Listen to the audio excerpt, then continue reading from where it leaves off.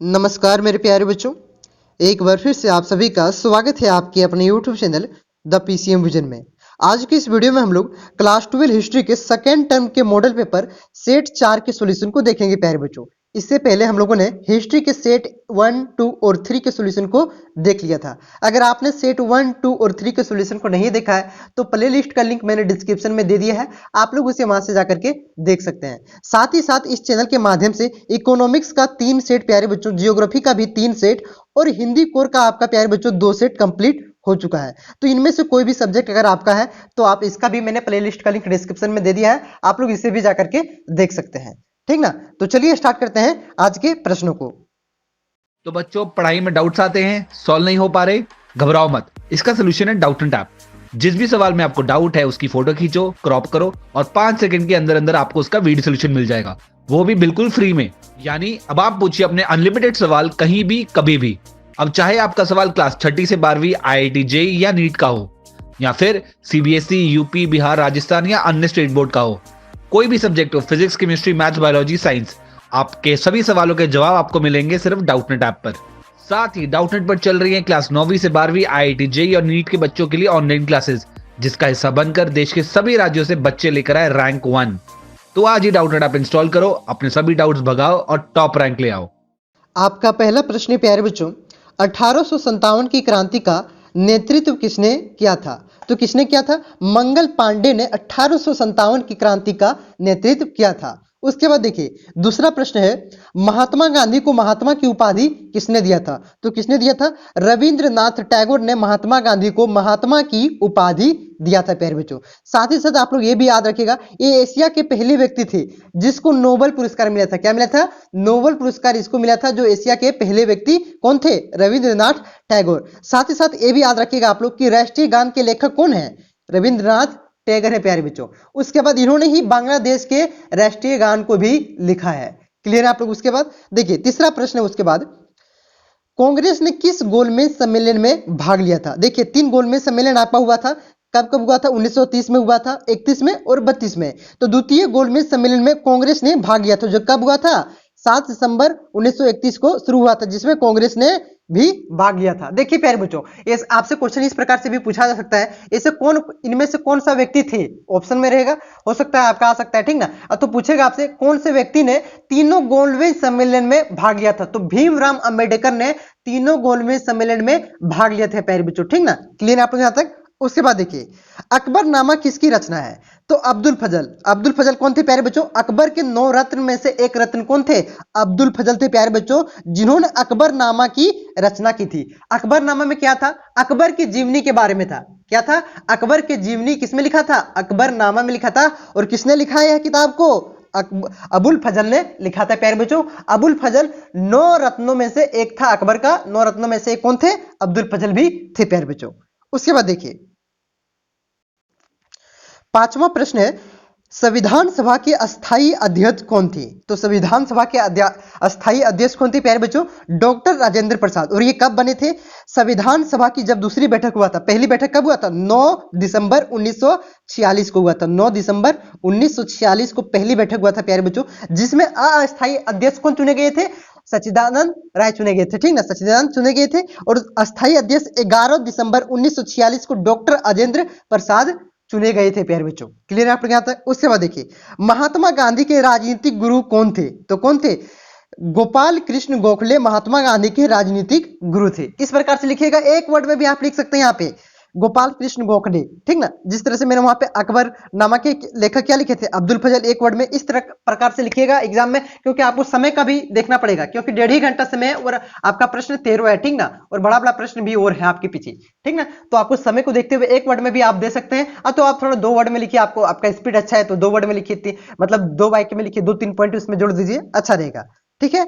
तो यहां से हो गया आपका। उसके बाद देखिए 7 नंबर का आपका प्रश्न है प्यारे बच्चों, कैबिनेट मिशन योजना के अध्यक्ष कौन थे? तो कौन थे प्यारे बच्चों? Lord Pethick Lawrence. इस प्रकार से आप डायरेक्ट लिख सकते हैं, Lord Pethick Lawrence cabinet mission योजना के अध्यक्ष थे। और इसमें कितने सदस्य थे प्यारे बच्चों? 3 सदस्य थे, एक अध्यक्ष और 2 आपका अन्य सदस्य थे। कौन कौन थे?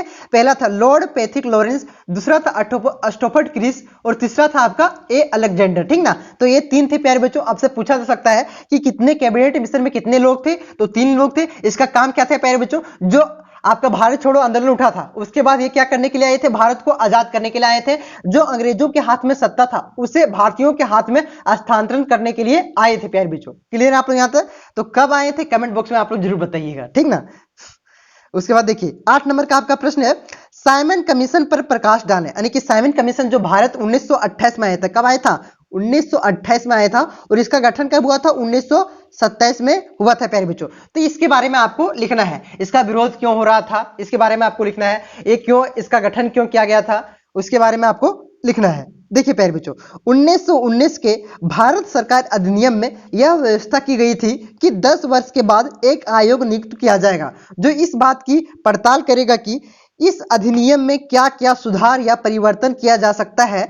इस आयोग की नियुक्ति 1929 ईस्वी में होना था। मतलब 1919 से 10 वर्ष कब होता है? 29 होता है। लेकिन इसका गठन कब हो गया प्यारे बच्चों? कुछ कारणों की वजह से 1927 में। भारतीयों की इस बात से असहमति थी क्योंकि इस कमीशन में एक भी भारतीय नहीं थे। समझ गए ना, एक भी भारतीय नहीं। तो इसका काम क्या था कि क्या क्या यहाँ पे समस्या हो रहा है इसका आकलन करेंगे। तो एक भारतीय इसमें था ही नहीं जो यहाँ की समस्या को समझ सके, तो इसका उन लोग क्या आकलन करते। इस वजह से इसका बहुत सारा विरोध हुआ था, समझ गए ना। और इस विरोध में कौन विरोध कर रहे थे? लाला लाजपत राय जो लोहार में विरोध कर रहे थे प्यारे बच्चों। इस विरोध में लाठीचार्ज हुआ और उसमें इसकी मृत्यु हो गया था प्यारे बच्चों। तो यही यहाँ पे आपको लिखना है।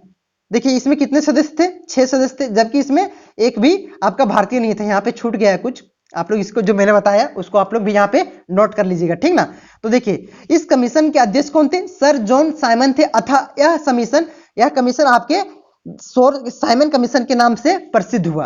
क्लियर आप लोग यहाँ तक? उसके बाद देखिए माउंट बेटन योजना क्या था? देखिए प्यारे बच्चों, ये माउंट बेटन योजना क्या था प्यारे बच्चों? भारत को 2 भागों में बांटा, भारत और पाकिस्तान में ही योजना ने बांटा था। देखिए 3 जून 1947 को लॉर्ड माउंटबेटन ने अपनी योजना प्रस्तुत की, जिसमें कि राजनीतिक समस्याओं को हल करने के लिए विभिन्न चरणों में रूपरेखा प्रस्तुत की गई थी।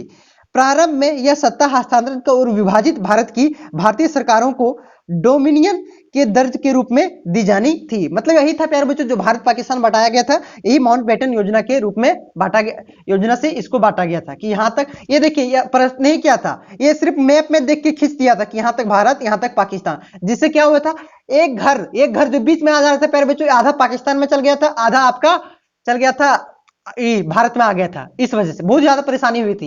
ये महाबेवकूफ था लॉर्ड माउंटबेटन, समझ सकते हैं, ठीक ना। लेकिन इससे नेहरू की नजदीकियां थी, इस वजह से भारत को इससे काफी ज्यादा फायदा हुआ था। देखिए उसके बाद है चोरी चोरा हत्याकांड से आप क्या समझते हैं? देखिए इसी की वजह से असहयोग आंदोलन को वापस लेना पड़ा था प्यारे बच्चों। देखिए चोरी चोरा कहां पे हुआ था? उत्तर प्रदेश के गोरखपुर में, ठीक ना। देखिए चोरी चोरा जन आक्रोश 4 फरवरी 1922 को ब्रिटिश सरकार के संयुक्त राज्य के गोरखपुर जिले में चोरी चोरा में हुई थी, ठीक ना। जब असहयोग आंदोलन में भाग लेने वाले प्रदर्शनकारियों का एक बड़ा समूह पुलिस के साथ भिड़ गया था। जवाबी कार्रवाई में प्रदर्शनकारियों ने हमला किया और एक पुलिस स्टेशन में आग लगा दी, जिसमें उनके सभी कब्जेधारी मारे गए, यानी कि सारे सिपाही मारे गए प्यारे बच्चों। इस घटना में के कारण 3 नागरिकों और 22 पुलिसकर्मियों की मौत हुई थी। महात्मा गांधी ने जो हिंसा के घोर विरोधी थे, इस घटना के प्रत्यक्ष परिणाम के रूप 12 फरवरी 1922 को राष्ट्रीय स्तर पर चल रहे असहयोग आंदोलन को रोक दिया प्यारे बच्चों। इसी के कारण असहयोग आंदोलन को रोका गया। तो ये प्रश्न आपका रिपीट हो रहा है, सेट 1 या तो 2 में आपका ये प्रश्न था प्यारे बच्चों। तो अब प्रश्न आपका रिपीट होने वाला है, समझ सकते हैं जो रिपीट हो रहा है वो कितना महत्वपूर्ण प्रश्न है। उसके बाद देखिए आगे है 1857 की क्रांति का सैनिक कारणों का उल्लेख कीजिए। देखिए 1857 की विद्रोह एक सिपाही विद्रोह के रूप में शुरू हुआ। भारत में ब्रिटिश सैनिकों के बीच भारतीय सिपाहियों की प्रतिशत कितना थी? यानी कि 87 था। 100 सैनिक ब्रिटिश में था, ब्रिटिश पुलिस में था प्यारे बच्चों, उनमें से आपका 87 भारतीय था। फिर भी इनके साथ विरोध किया जाता था। देखिए लेकिन उन्हें ब्रिटिश सैनिकों की निम्न श्रेणी में माना जाता, मतलब नीच कोटि में माना जाता था।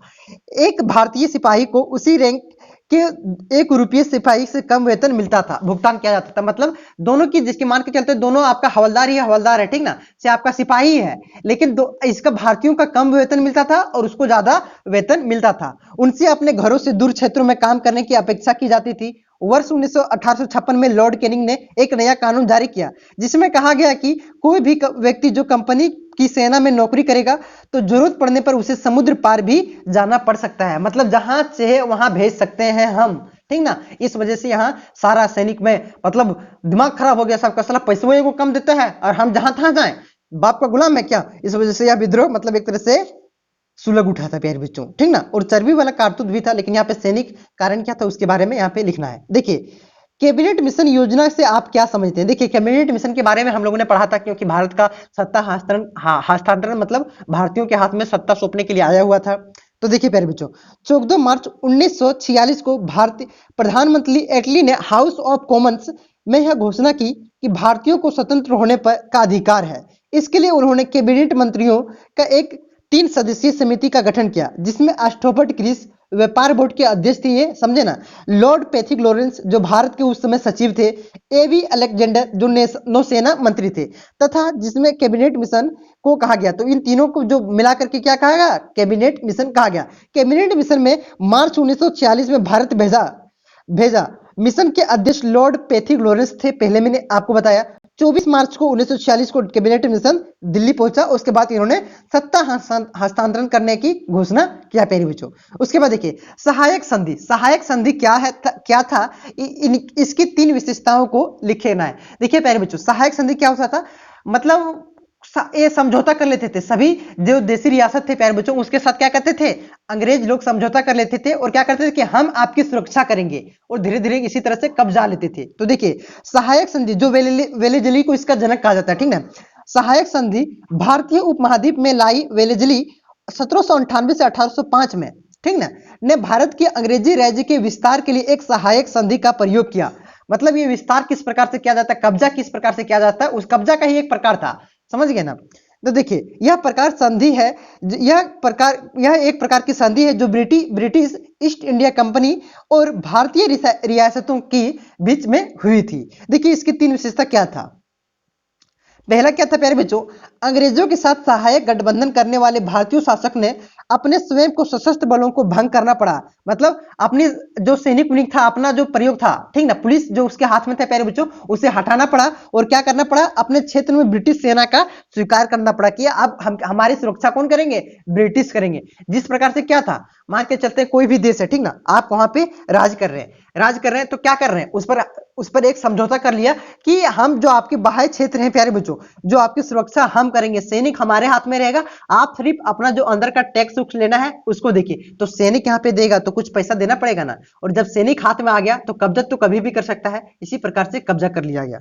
मेन तो सैनिक है, अनेक सैनिक हम लोग हटा देंगे तो पाकिस्तान कूद जाएगा हम लोग पर, सैनिक ही मेन है, क्लियर है। उसके बाद देखिए भारतीय सैनिकों को ब्रिटिश सेना का भुगतान करना पड़ेगा, यानी कि जब सैनिक रहेगा तो पैसा तो देना ही पड़ेगा। अगर वह भुगतान करने में असफल हुआ तो उनके क्षेत्र में एक भाग को अंग्रेजी को सौंप दिया जाएगा। मतलब पैसा नहीं दिया बाबू तो अपना यहाँ इतना बड़ा है तो इतना बड़ा उसको देना पड़ेगा जितना उसका दाम होता है, कुछ क्षेत्र उसके ब्रिटिश को देना पड़ेगा। तो एक चाल ही था प्यारे बच्चों। क्या जरूरी था कि उस पर हम सहायक संधि करेंगे, हम तो अपने खुद भी अपना सुरक्षा कर सकते थे ना। तो इससे इसी तरह से सारा कब्जा कर लिया गया। तीसरा क्या है, इसके बदले में अंग्रेजी विदेशी आक्रमण या आंतरिक विद्रोह से भारतीय रियासतों की रक्षा करेगा, ठीक है। मतलब कोई भी हमला करेगा तो इससे अंग्रेज रक्षा करेगा और उसी तरह से वह अपने खुद कब्जा कर लिया। क्रिप्स मिशन के बारे में संक्षिप्त टिप्पणी लिखिए। देखिए क्रिप्स मिशन ही एक था जिसके वजह से भारत छोड़ो आंदोलन सुलग गया था, ठीक ना। देखिए क्रिप्स मिशन भारतीय ब्रिटिश प्रधानमंत्री चर्चिल द्वारा ब्रिटिश संसद सदस्य तथा मजदूर नेता सर स्फोर्ड क्रिप्स के नेतृत्व में मार्च 1942 में भारत भेजा गया, जिसका उद्देश्य भारत के राजनीतिक गतिरोध को दूर करना था। हालांकि इस मिशन का वास्तविक उद्देश्य युद्ध में भारतीयों को सहयोग प्रदान करने हेतु उन्हें फुसलाना था। मतलब जो उस समय द्वितीय विश्व युद्ध चल रहा था प्यारे बच्चों, उसका कहना कि आप हमारे द्वितीय विश्व युद्ध में साथ दीजिए और और मतलब यहाँ से सैनिक वो ले जाना चाहते थे, हम आपको आजाद कर देंगे, ठीक ना, इस तरह से उसका कहना था प्यारे बच्चों, हम आपको इसमें ज्यादा ही छूट देंगे, आपको सत्ता सौंपने का प्रयास करेंगे, ठीक ना। लेकिन क्या था, जो बाह्य क्षेत्र था, सैनिक उनिक जो था प्यारे बच्चों, वो हमारे ही हाथ में रहेगा, बाकी सब आपको दे देंगे। इस वजह से और भी जितना था, इस वजह से और भी भारतीयों के मन में सुलग गया आजादी की भावना, और बहुत ही तेजी से भारत छोड़ो आंदोलन भी सुलग गया, ठीक ना। देखिए, ब्रिटिश युद्ध मंत्रिमंडल के सदस्य भी थे तथा उन्होंने भारतीय राष्ट्रीय आंदोलन की सक्रियता से समर्थन किया था। कांग्रेस की ओर से जवाहरलाल नेहरू तथा मौलाना अब्दुल कलाम आजाद को क्रिप्स मिशन के संदर्भ में परीक्षण एवं विचार विमर्श हेतु अधिकृत किया गया था। तो इतना लिखिएगा, 3 नंबर आपको मिल जाएगा। अब आपका 5 नंबर का प्रश्न स्टार्ट होता है, और ये 5 प्रश्न आपका है प्यारे बच्चों। इनमें से 3 प्रश्नों का उत्तर आपको देना है जो आप जानते हैं। तो देखिए, पहला प्रश्न है 15 नंबर का आपका, जहांगीर की राजपूत नीति का उल्लेख कीजिए। तो देखिए प्यारे बच्चों, जहांगीर ने अपने पिता की नीति को जारी रखा। वह राजपूतों के प्रति उदार थे, हालांकि उनके शासनकाल में उच्च पदों पर राजपूत की संख्या में कमी आई। उन्होंने मेवाड़ को प्रस्तुत करने के लिए मजबूर करने का प्रयास किया, जिसमें अब तक की मना कर दिया गया था। उसने अपने शासनकाल की शुरुआत से ही मेवाड़ पर आक्रमण करने के लिए एक के बाद एक कई मुगल सेनाएं भेजी।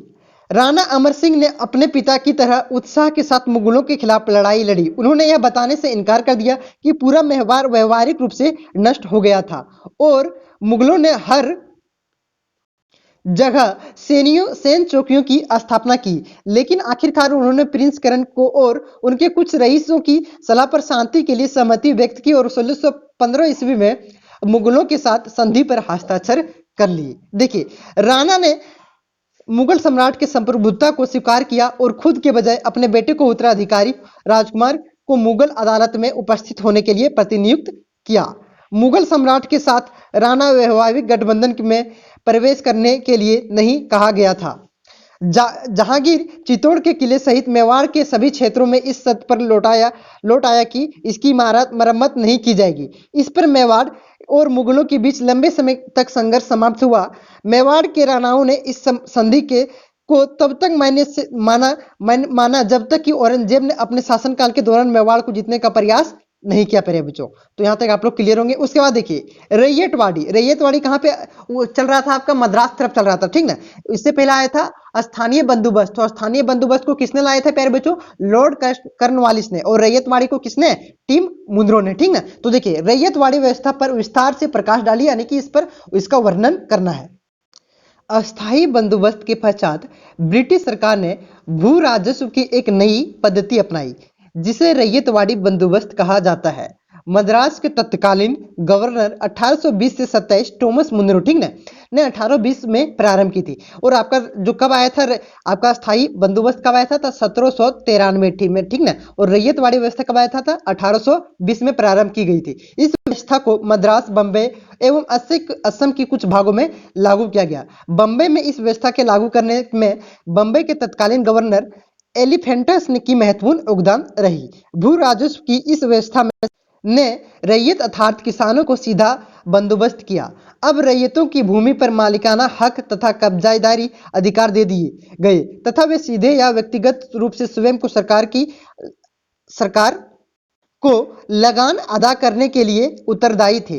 इस व्यवस्था ने किसानों के भू स्वामित्व की स्थापना की। इस व्यवस्था में जमींदारों के स्थान पर किसानों को भू का स्वामी बना दिया। इस प्रणाली के अंतर्गत रैयतों को अलग अलग समझौता करने के लिए जाता था तथा भू राजस्व के निर्धारण भू वास्तविक उपज की मात्रा पर ना कर करके भूमि के क्षेत्रफल के आधार पर किया गया। मतलब पहले क्या होता था कि जितना उत्पादन होता था उस पर कर लिया जाता था रैयतवाड़ी से पहले, ठीक ना। रैयतवाड़ी आने के पर क्या हुआ कि आपका जितना जमीन है प्यारे बच्चों, उस पर उतना ही कर लगेगा। सरकार द्वारा इस व्यवस्था को लागू करने का उद्देश्य बिचौलियों यानी कि जमींदारों की वर्ग को समाप्त करना था, क्योंकि अस्थायी बंदोबस्त में निश्चित राशि से अधिक वसूली गई सारी रकम जमींदारों के हड़प ली जाती थी। लेकिन देखिए यहाँ पे ये तो ठीक है, जमींदारी हमारे भारतीय ही खाते थे, लेकिन उसके बाद क्या हुआ, सरकार की आय में कोई वृद्धि नहीं होती थी। अतः आय में वृद्धि करने के लिए ही सरकार ने इस व्यवस्था को लागू किया ताकि बिचौलियों के द्वारा रखी जाने वाली राशि खुद हड़प सके। मतलब ये एक तरह से ऐसा था प्यारे बच्चों कि जो हड़पते थे, जो फायदा बिचौलियों की होता था, अब सरकार को सीधा फायदा होता था। इससे किसानों को कोई फायदा नहीं हुआ था, इस किसानों को इससे घाटा ही हुआ था प्यारे बच्चों। देखिए इस व्यवस्था से सरकार अस्थायी बंदोबस्त के दोष को दूर करना चाहती थी। इस व्यवस्था के अंतर्गत 51% भूमि आई। कंपनी के अधिकारी इस व्यवस्था को लागू करने के पक्ष में थे, क्योंकि इसका मानना था कि दक्षिण पश्चिम भारत में इतने बड़े जमींदार नहीं थे, उससे अस्थायी बंदोबस्त किया जा सके, इसलिए इन क्षेत्रों में रैयतवाड़ी व्यवस्था को ही सबसे उपयुक्त है। हालांकि इस व्यवस्था के बारे में तर्क दिया गया कि यह व्यवस्था भारतीय कृषक एवं भारतीय कृषि के अनुरूप है, किंतु वास्तविक में इससे बिल्कुल भिन्न था। व्यवहारिक रूप से यह व्यवस्था जमींदारी व्यवस्था से ही किसी भी प्रकार से कम हानिकारक नहीं था। इससे ग्रामीण समाज में सामूहिकता और स्वामित्व की अवधारणा समाप्त कर दिया गया तथा जमींदारों के स्थान पर स्वयं ब्रिटिश सरकार ने ले लिया प्यारे बच्चों। इससे किसानों को कोई फायदा नहीं हुआ, इससे सरकार को ही फायदा हुआ और जिस प्रकार से पहले जमींदारी व्यवस्था थी ठीक उसी प्रकार से यह रहा प्यारे बच्चों। रैयतवाड़ी व्यवस्था के अन्य दोष भी थे।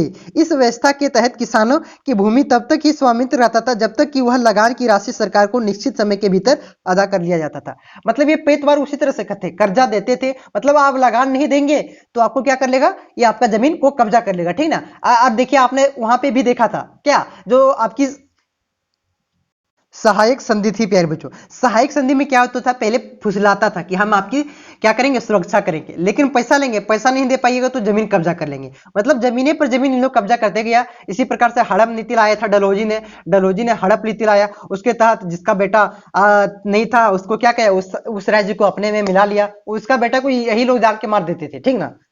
ये यहाँ पे लिखा हुआ है और कुछ ज्यादा नहीं है, इसे आप लोग पढ़ लीजिएगा। उसके बाद देखिए 1857 की क्रांति के स्वरूप पर प्रकाश डालिए। देखिए प्यारे बच्चों 1857 के विद्रोह का स्वरूप क्या था, ठीक ना। तो देखिए इस यहाँ पे यही क्वेश्चन था। देखिए इस पर इतिहासकारों का मतभेद है। विभिन्न इतिहासकारों ने इस विद्रोह के भिन्न भिन्न मत दिए हैं। देखिए जैसे सीले, जॉन लॉरेंस, यहाँ पे किसने दिया है इसका नाम मैंने लिख दिया है। तो देखिए सभी के अनुसार क्या था उसके बारे में देखिए। चार्ल्स रेक्स के अनुसार यह एक सैनिक विद्रोह था जिसने कुछ क्षेत्रों में जन विद्रोह के रूप ले लिया था। मतलब यहाँ पे सिर्फ सेना लोग इसमें विद्रोह किए थे, उसके बाद क्या हुआ, कुछ क्षेत्रों में लोगों ने मतलब आम जनता ने भी विद्रोह करने लगा। उसके बाद देखिए डॉक्टर ईश्वरी प्रसाद ने क्या कहा था, यह एक स्वतंत्रता संग्राम था, ठीक ना। ये बहुत ही ज्यादा महत्वपूर्ण है, इसको जरूर लिखिएगा। मिस्टर ए और एस बी चौधरी ने इसे एक समानतावादी प्रतिक्रिया माना, जबकि डॉक्टर रामविलास ने इसे इस विद्रोह को जन क्रांति कहा प्यारे बच्चों। मतलब यह एक जन क्रांति विद्रोह था, ठीक ना, भारत का पहला जन क्रांति विद्रोह था। देखिए जेम्स आउटन डेव टेलर ने भी क्या कहा, आप लोग इसे भी लिख दीजिएगा। और इसके बाद देखिए एक धर्म युद्ध था, इसमें क्या कहा, और टी.आर. होम्स के अनुसार भी आप लोग लिख लीजिएगा। तो इसमें आप 2-3 लिखिएगा, उसके बाद नीचे क्या विवेचना मैंने किया है इसको भी आप लोग लिख लीजिएगा, क्या क्या किसने कहा है। 1-2 नंबर के अनुसार आपका ये प्रश्न बन सकता है, ठीक ना। आर.सी. मजूमदार के अनुसार 1857 की क्रांति क्या थी, तो आपको इस तरह से लिख देना, यह तथाकथित प्रथम राष्ट्रीय स्वतंत्रता संग्राम ना तो प्रथम ना ही राष्ट्रीय तथा ना ही स्वतंत्रता संग्राम था प्यारे बच्चों, इसके अनुसार, ठीक ना। इसी प्रकार से देखिए इस प्रकार से उसके बाद नीचे में आप लोग यहाँ से इस तरह से लिख देना है कि उपयुक्त विवेचना से यह निष्कर्ष निकाला जा सकता है कि यह विद्रोह एक राष्ट्रीय विद्रोह था, क्योंकि इसमें सैनिकों के साथ साथ आम लोगों ने भी भाग लिया। इस बात की पुष्टि आधुनिक इतिहासकारों के विपिन चंद्र के कथन में होती है। इसके अनुसार 1857 का विद्रोह विदेशी सत्ता के पुराने ढंग से हटाने की आखिरी लड़ाई थी, ठीक ना। इस विद्रोह में भी इस विद्रोह भी कह सकते हैं कि और आजादी की लड़ाई भी कह सकते हैं, ठीक ना।